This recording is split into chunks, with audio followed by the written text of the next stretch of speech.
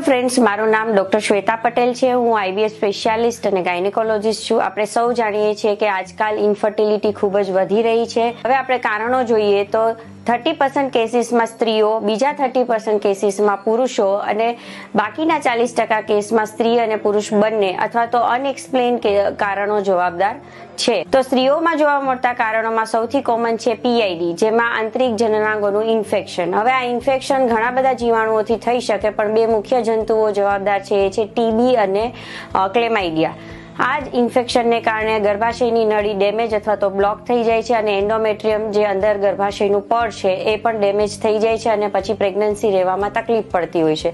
અન્ય કારણોમાં સ્ત્રી બીજની ગુણવત્તામાં દિવસે ને દિવસે ઘટાડો થઈ રહ્યો છે। આ માટે આપણી લાઇફસ્ટાઇલ, એન્વાયરમેન્ટ જેવા પરિબળો જવાબદાર છે।